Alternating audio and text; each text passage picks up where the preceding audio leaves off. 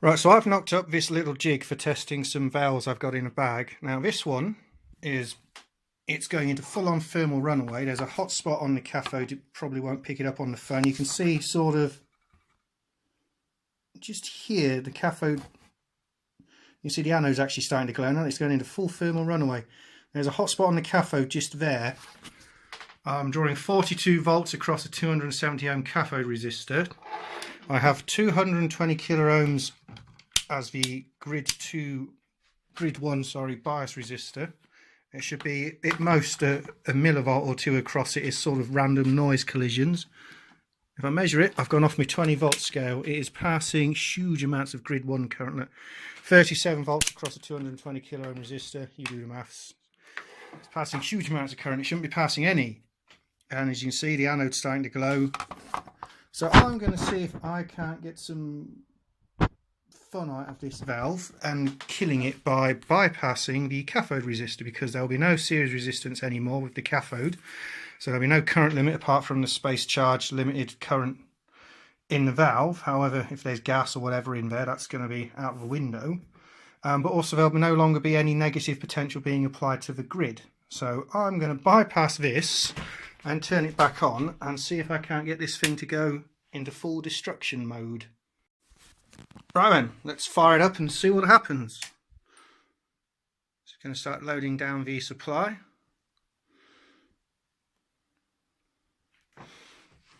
Oh yeah, down she goes.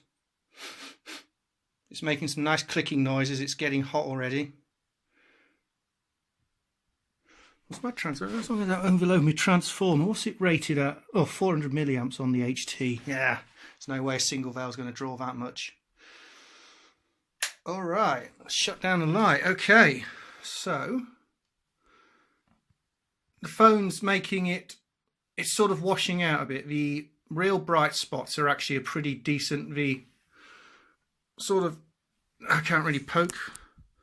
So there, that part of the anode and the internal, where's my finger, cathode structure there, are sort of the same orange colour. They're quite an orange, there's not this big white sort of almost bright orange patch.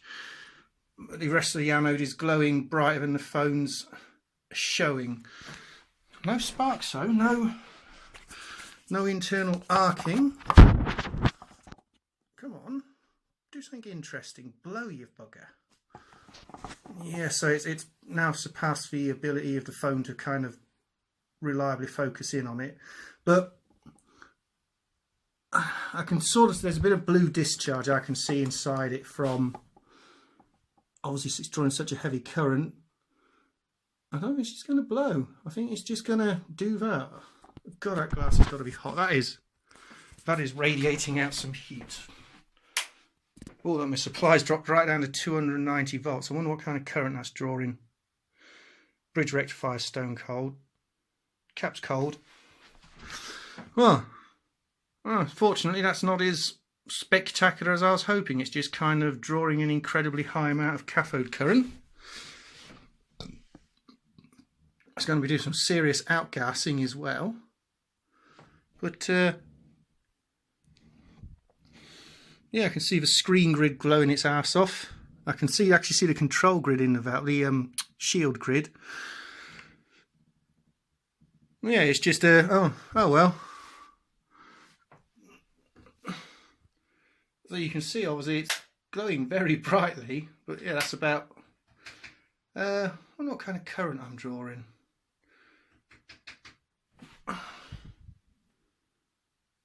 I'm going to guess probably dissipating at least sort of 50 watts or so to be glowing like that. Let's oh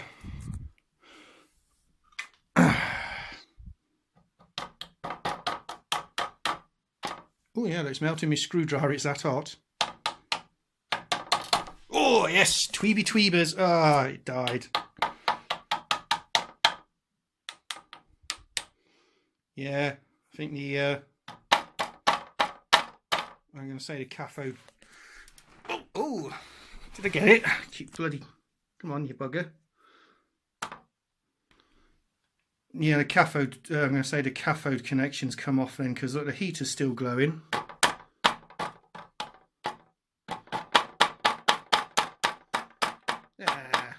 Meh. Oh well. No, well, that's now a dead EL84. Unfortunately, not quite as spectacular as I was hoping it was going to be. So the actual use of this jig is, like I say, I was testing some valves. So this is an EL84. It's measuring a bit low on the emission. It's slowly rising. It's coming to life. But I've got a resistor in series with the screen grid.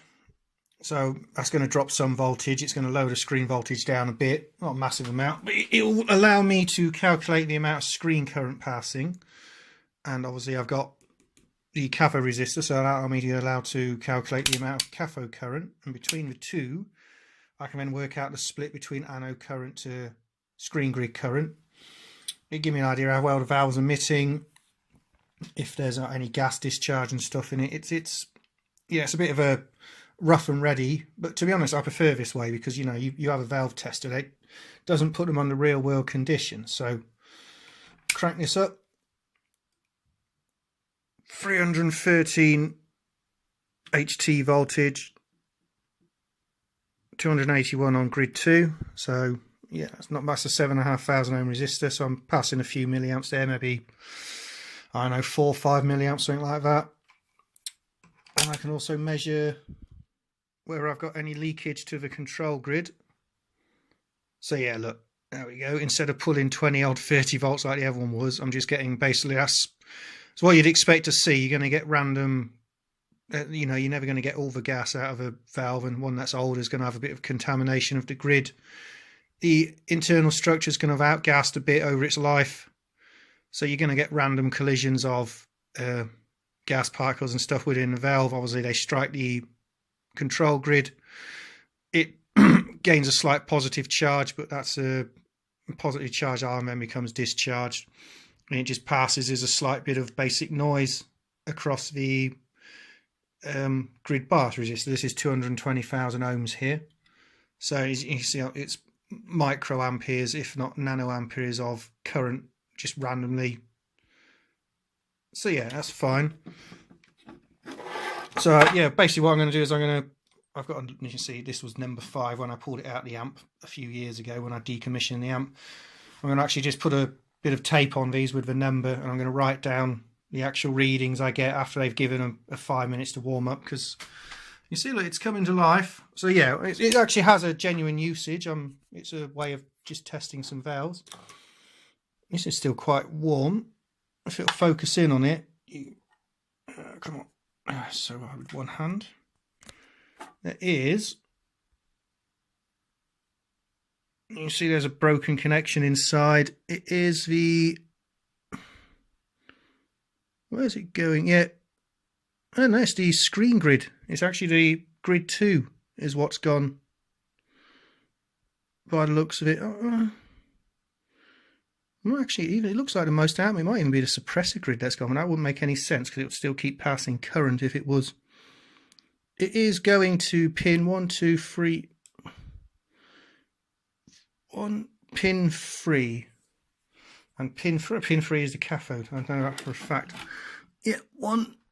I think 1, 2, 3. Yeah, it's the cathode. So yeah, the cathode bonding wire has. Of course, yeah, that's why the suppressor grid is connected internally to the cathode. So yeah, that's why. So yeah, it is the cathode bonding wire went on it. It gave up.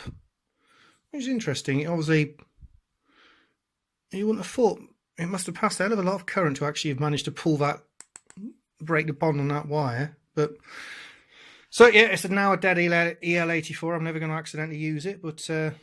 Yeah, so anyway, I've got to go through all my valves and test them, and I'll see if I get any more dodgy ones or knackered ones. Well, here's another one that's reading shit. The last one read low emission and slight leakage. The grid voltage rose right up to 800 millivolts, so it's essentially dead. By the looks of it, I think I'm going to have a whole bag here of dead EL84s.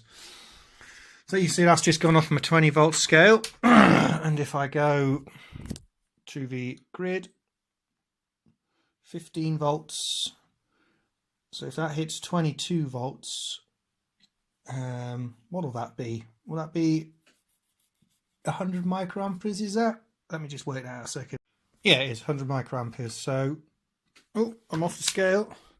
So now, bearing in mind a valve shouldn't draw any grid 1 current apart from just a bit of noise. And look, this is now drawing over 100 microamperes. This one's going into thermal runaway 2. There's no visible hotspot on the cathode on this one. I have to wonder, you know, was the other one, did that have that from day one? Did I never notice that? Did I use a valve in an amplifier that had a bigger hotspot on the cathode that I hadn't noticed? It's starting to glow, so there's only one thing for it. I'm going to destroy this one too. Right, so here goes. One cathode resistor about to be bypassed. That voltage will drop down to 0 because obviously there's no... Oh, I could hear that load up. You can actually hear the transformer go dunk for she loaded up. All right.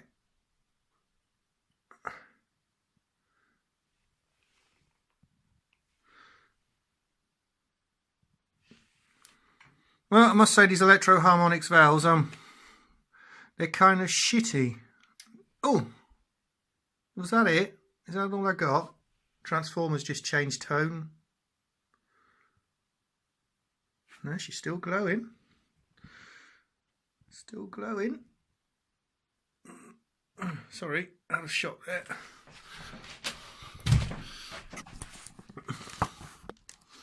Maybe this one will go with a bit more.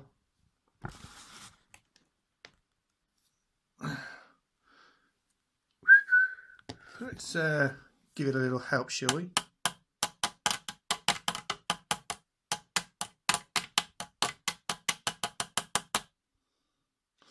Yeah, disappointing.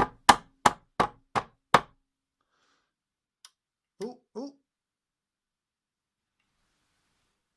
come on. Yeah.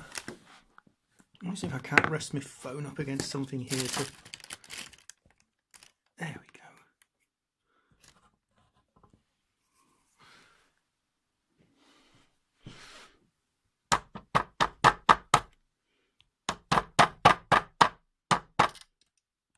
Is that it? Yeah, it's died. Well, they don't die very spectacularly either, do they? But there you go. That's 2 dead EL84s. I'm beginning to wonder if there's any point in me actually measuring any of the rest of these, because I think they're basically a bag of dead electro harmonix EL84s. I suppose I've set the rig up, I might as well, haven't I? So, well, anyway, well, yeah, if you ever wonder how knackered old valves fail, they just kind of glow and fizzle. They don't really do anything spectacular at all. These obviously aren't very gassy. There's obviously, I'm going to say that's more contamination of the control grid or something with cathode material. Because if they was gassy, they'd be like, you get like an aura clinging to the internal structure of the valve. It might be sort of pinkish or bluish depending on the pressure of the gas that's in there and basically what sort of composition's in it. But these are just kind of dying internal structures arcing out, so I'm guessing that was like some hot grid or something touching against something else and arcing. But yeah, there's no visible broken bonding wires on this one, so that's gone internally somewhere. Oh, that's not very interesting, is it? Well, so far I've got one valve which tests usable out of, I think this is number 5. One is kind of usable, but it's passing a heavy grid current once it warms up. It's sitting about 800 millivolts. It should sit at 0, so it's no good, but it's not going into full thermal runaway. It will if you try to use it. It'll only be a matter of time. And so here's valve number 3, which wants to go into runaway. So I'm just going to keep destroying these now and hope that maybe one of them goes with a little more spectacular a show than we've been presented so far. So I'm off the scale already on my voltmeter, and oh, here we go. Oh, where's my reel of solder gone? There it is. Oh, this one's heating up quick.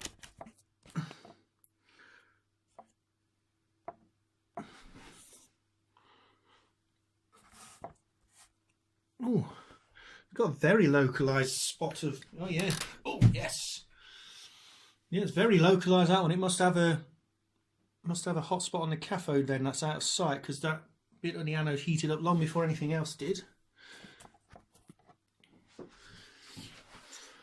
Let's go to backlighting. Come on, come on, give us a show. That was it.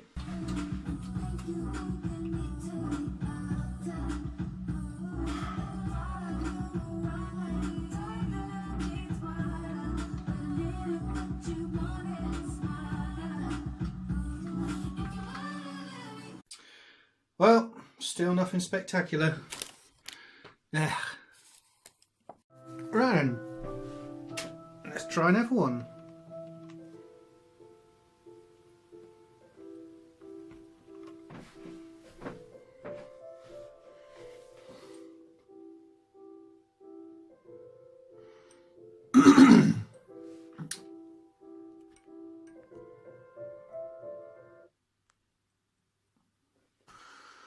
Well, it's heating up. Just be nice if one of them died in something more spectacular than just a few little Sparko tweeblers. Oh yeah, look at the hotspot, you can see it in the middle of the valve. Just, there is a massive hotspot on that cathode. Mate, these electro harmonix valves are shite. I've seen a few people on the web say they're shite. I've got a set of EL84s in the amp over there I'm using. And I actually had to top off it the other day because I converted it. I removed one of the input triodes and I changed it. It was running 6 M1Ps, 2 of them in series, well, cascade.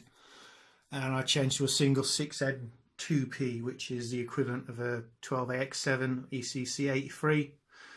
And just slightly altered some of the circuitry. And I was measuring the EL84s and they're not leaky, but they're already low emission, and they shouldn't be. They've not had a great deal of use. I was barely up here in the summer. It's only been built a year. They should last freaking years and years for the amount of use the things had, but they're already nearly dead. So yeah, I don't think I'm going to be buying electro harmonix valves anymore. But the only thing they're good for is this. Glow.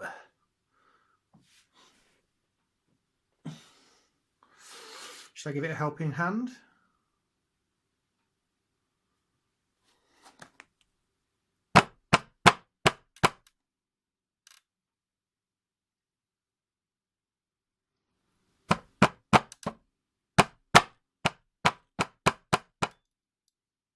And there she goes.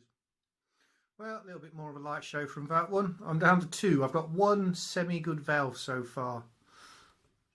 Well, this is the one that wasn't going into full thermal runaway. However, it was pulling quite a heavy grid current. So I've decided it's no good anyway. So let's bypass this cathode resistor and see what happens.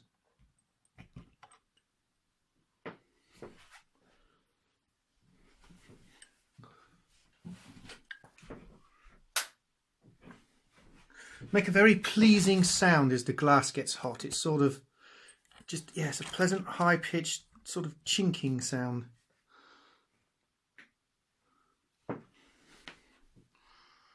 Always seem to get hottest just on this point here. Something to do with the physical valve construction. Seems to, obviously more electrons seem to be bombarding the anode at that point than anywhere else, which is interesting.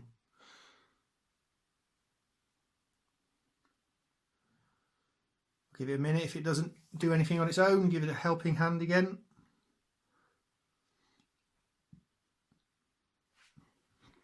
What's the date stamp on these?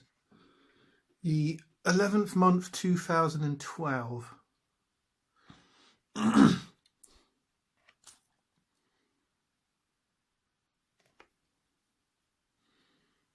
Give it a helping hand.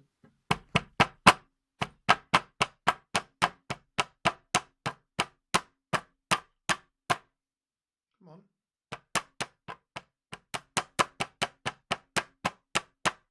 That's a stubborn one, this one.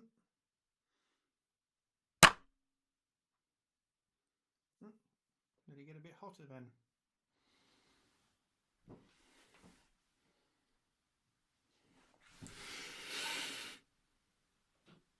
It's hard to describe the hot melting burning smell they give off. It's kind of acrid.